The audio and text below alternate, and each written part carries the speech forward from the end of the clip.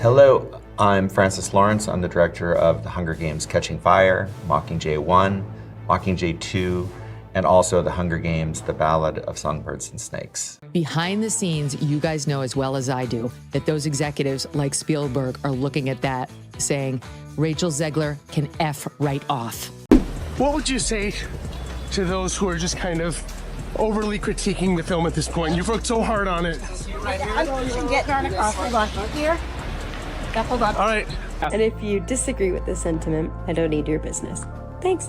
Yeah. Weird. The producers, far left-wing activists in Hollywood, are turning on her, and Disney has canceled all of Rachel Zegler's appearances on their media platforms. Kind of tough. Hollywood royalty just did the unthinkable. Steven Spielberg and Francis Lawrence, two of the most powerful directors alive, didn't just back away from Rachel Zegler. They exposed her, brutally and publicly, allegedly with full intent to end her rising career. They say all you have to do to make your wish come true is let it echo, echo, echo, echo.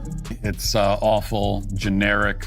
Never mind that the lyrics make no sense at all. All you have to do to make your dream come true is let it echo. Is it like on a metaphorical level? I truly do believe that. There's something wrong with her. She's disturbed, she's unhappy, and she thinks it's about feminism and the patriarchy and about abortion. But the reality is she's just not stable. Rachel is literally the star of a Disney movie, and she acts like she's some sort of victim. And that's the sort of mentality that is just poisoning people's minds. Like, she acts like her life is so bad. But you don't seemingly like your own character, so she comes off as an insufferable, whiny brat. Rachel Zegler, like so many kids raised on TikTok, she's all for infantada is the only global solution. Now, I'm guessing that she's not married. I'm guessing that she doesn't have kids. The movie is a complete disaster, by the way. This wasn't some vague industry rumor. It was calculated, coordinated, and apparently years in the making. The whispers had always been there. Zegler was difficult, entitled, and openly disrespectful to the very legends who built the industry she now walks all over. But now, Spielberg and Lawrence aren't whispering. They're making sure everyone hears it.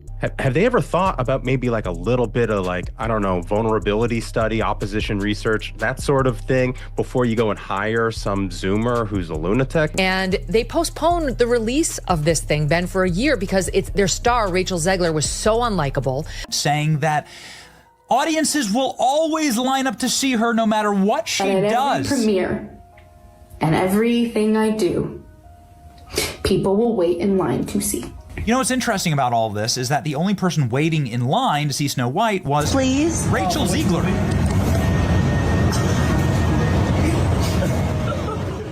They're allegedly revealing everything. The chaos on set, the diva meltdowns, and an ego so big, it derailed entire productions. And the most shocking part? They're not leaking this to tabloids. They're bringing it straight to the real decision makers. Studio bosses, casting executives, top showrunners. It's the most emotional experience that a person can go through to know that what they're working on is something that has reached a generation of people. Oh my God.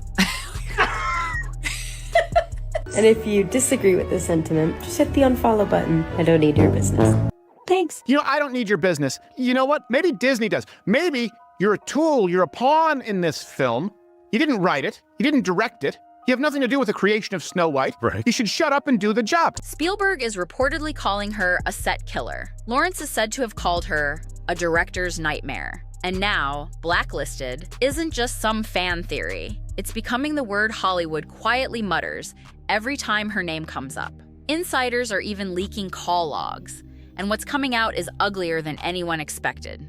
Standing there 18 hours in a dress of an iconic Disney princess, I deserve to be paid for every hour that it is streamed on. Oh, really? Are you having trouble paying your bills, Rachel? Did Steven Spielberg not pay you for your role in West Side Story? Did Disney fail to give you a healthy paycheck for, like, cry me a river? She's just exactly everything that we can't stand. I can also be having the greatest time and simultaneously wishing people would stop sending me death threats. I know this point has been made, but this truly is the worst casting maybe in the history of the film industry. Spielberg, who's worked with legends like Tom Hanks and Meryl Streep, saw the red flags fast. Rachel wasn't just inexperienced, she was arrogant, unteachable, and rude in ways crews said they hadn't dealt with in decades. She challenged direction in the middle of scenes, complained about camera angles, and refused to say iconic lines unless she could fix them. She reportedly rolled her eyes at lighting crews and wouldn't do reshoots unless her creative ideas were followed. No one on the right side of America can stand the star of this movie.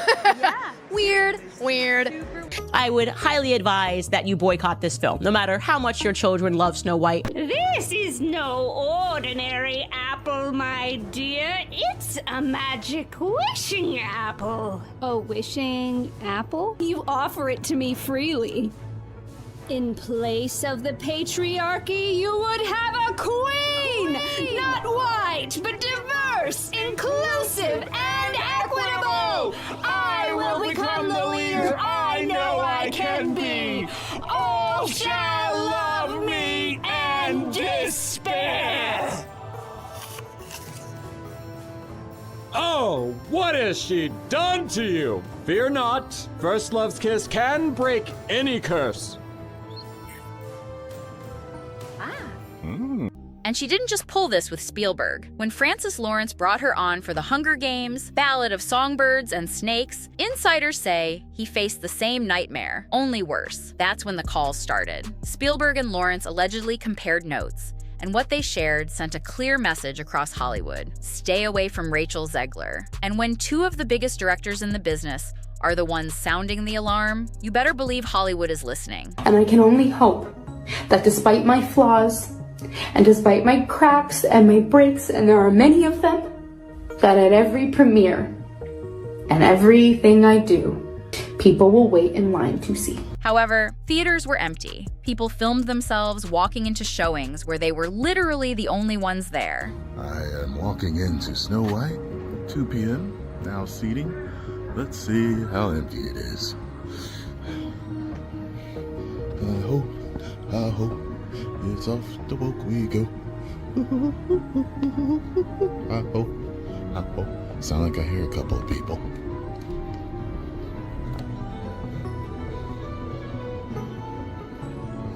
One, two. Okay. 2. And now, The Simpsons are turning her into a joke on national TV. A joke that everyone's going to see. Sources close to Rachel say she's furious. She's not laughing, not even close. This bed's too hard. This bed's too soft. And this bed is just like the first one. Also too hard. I guess I'll sleep in the one that's too soft. Yep, even though The Simpsons is technically part of Disney, that didn't stop them from going all in with their own savage parody of Zegler and the Snow White disaster. Because a woman shouldn't have to depend on a man. Snow White was brought back to life by a lady doctor. And she lived happily ever after? Well, she couldn't indulge in strenuous activities like handball, but otherwise, she was fine. That's nice. So Snow White slept and waited for her prince to come. But he never did. The cartoon paints her as a tone-deaf, self-obsessed girl boss who's completely out of touch with reality. And let's be honest, a lot of people agree. And as if things couldn't get worse, while The Simpsons are busy roasting Rachel Zegler, she's trying to run from the disaster, escaping the total failure of Snow White. What would you say to those who are just kind of overly critiquing the film at this point? You've worked so hard on it. Get darn across. Hold on. Here. Hold on. All right. And as if this weren't enough for Rachel Zegler, look what South Park did. In their latest episode, the legendary animated series goes all in, roasting Zegler and the total disaster that was Disney's Snow White signature South Park swagger. No filters, no apologies, just pure, unfiltered chaos. No, make it more lame. That is exactly what they're doing. And that is why we hate the diversity, equity, and inclusion casting and writing in movies. Rachel Zegler has suddenly gone completely silent. just days after Disney reportedly asked her to pay up for the total disaster that was Snow White. The actress, who's been at the center of massive controversy, has now vanished from the spotlight. No interviews, no social media, nothing. And get this. Multiple sources say she hopped on a plane and flew all the way to Dubai. Now everyone's asking the same thing. What is she running from? And what exactly is she trying to protect? I just want to tell you guys about a incredible movie that just came out, Snow White. Wow. I just got to tell you, best movie I've seen in years, and there have been some really good films lately. Madam Web, Rebel Moon Part 1, that movie, that transgender one with the Mexican drug lord. But Snow White blows them all away. Chat, this movie has everything. Horrifying, CGI, little people, check. A feminist princess who don't need no man, double check. Diddy dance party at the end, double Diddy check. All this to say, go see Snow White right now. The new one. Not that old stupid one where the princess gets saved by some good, upstanding guy. They're remaking the movie. They just got rid of the dwarfs. Okay, but what do they call them? Why would they get rid of the dwarfs, though? Magical creatures. But they have one token dwarf amongst these magical creatures. You actually just went backwards. You actually just erased the dwarfism side of it. The disability, like we're a disability group, you just erased that whole image. The argument should have been from Peter Dinklage, there's power of being on TV, there's power of television, and to put 7 people with dwarfism on camera in a major Disney movie, there's still power there. If the story is offensive, change the story, don't change the characters. Fans are stunned, Hollywood insiders are scrambling, and Disney is reportedly furious. Rachel's sudden disappearance comes after massive backlash, viral outrage, and rising legal drama. Sources say Disney execs were already considering serious options, like enforcing morality clauses or slashing her bonuses. No press, no red carpets, just silence. Now everyone's asking, is this really a break or a carefully planned escape? What's fueling the fire is the timing. Zegler vanished right after reports said Disney held an emergency meeting to decide if she's to blame for the Snow White disaster. And then they had to hire a special media consultant for her to follow her around all the time and make sure she didn't continue shitting on Snow White and the prince and young love and women who want to get married and Steven Spielberg, the executive producer of her previous movie, and white people who she claims wanted to know if she was really a Latina on her first movie. Alex, what has been the reaction to Disney's latest expensive own goal? Well, the reaction has been absolutely horrible. It is the worst box office from a Disney live action remake that they've ever done. I mean, they're projected to lose between $200 and $400 million on this. Some believe the studio is gearing up for legal action, while others think quiet negotiations may already be in progress. But Zegler's silence, combined with her abrupt move overseas, has fans wondering, is she avoiding the media, or is she trying to escape something more serious, like legal trouble? I mean, you know, the original cartoon came out in 1937, and very evidently so. There's a big focus on her love story with a guy who literally stalks her. Yeah. Weird. Super weird. So we didn't do that this time. Excuse me, your curtain. Please allow me to help. Help? From you? I didn't mean to offend. I just thought you should know that That I should know what? That some privileged white guy thinks his opinion matters? Get over your entitlement. I'm not some damsel in distress waiting for you to ride in on your high horse. And this is where things get weird. Her team says she's just taking a break, but online detectives aren't buying it. Deleted posts, jet trackers, and a wiped schedule, something's up. No one knows when or if she's coming back. Meanwhile, Disney is in full panic mode after Snow White flopped hard. Insiders say the studio could lose up to $250 million. And now, there's buzz that they're pressuring Rachel to help cover the damage. This woman shown here is not the actual woman playing Snow White, but the woman playing Snow White is named Rachel Zegler. And she and Gal Gadot, who plays the evil queen, were caught on the red carpet. This is actually from September of 2022, but it's resurfaced now because the movie's coming out, talking about what we should expect from Snow White. You said you were bringing a modern edge to it on stage. What do you mean by that? I just mean that it's no longer 1937, and we absolutely wrote a Snow White that is not going to be saved by the prince. She's not going to be saved by the prince, and she's not going to be dreaming about true love. She's dreaming about becoming the leader she knows she can be. Oh my God. Who wants a movie about true love? What kind of woman do we want out there seeking true love, Eliana? The outrage. Insiders say things exploded after the film's opening weekend. Disney held a secret meeting to discuss whether Rachel Zegler's wild behavior broke her contract. From mocking the 1937 classic to pushing political views, her press tour caused serious damage. They've been in a full meltdown about this girl for a couple of years now, and how they had her tweet out like a little, "Yay, Snow White, can't wait, so excited, I love to play her." And she did it and got like millions of views, and they were like, "Good job, Rachel."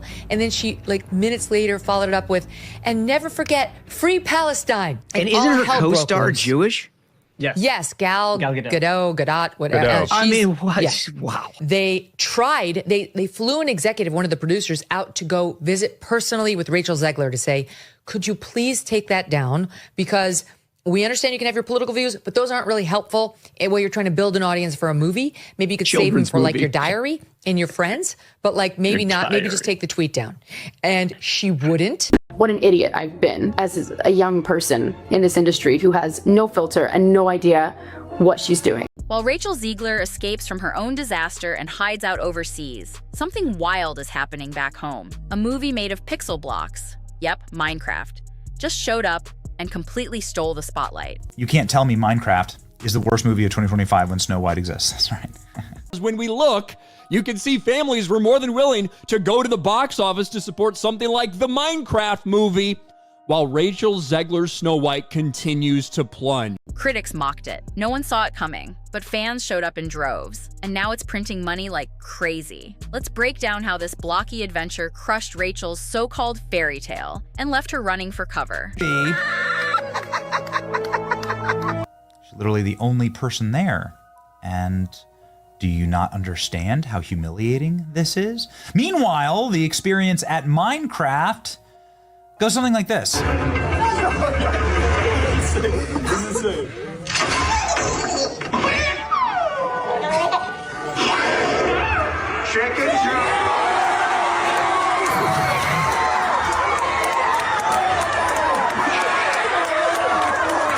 Minecraft in the United States in one weekend made more money than Snow White has made globally after 3 weekends.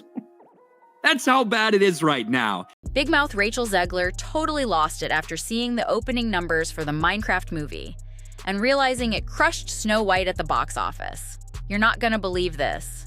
Disney basically lit itself on fire and handed the win to a bunch of pixelated blocks. That's right. While the House of Mouse kept pushing its sloppy live-action Snow White, Minecraft stormed in and wiped the floor, making Disney's latest flop look like a bad high school project on YouTube. So it got destroyed at the box office. Here's the box office numbers. The Minecraft movie made $60 million on Saturday. Snow White made $2 million. And of course, this weekend, Minecraft came out, which has absolutely dominated the box office, done significantly better than analysts even projected. And now we're finding out that Snow White has officially crossed $160 million.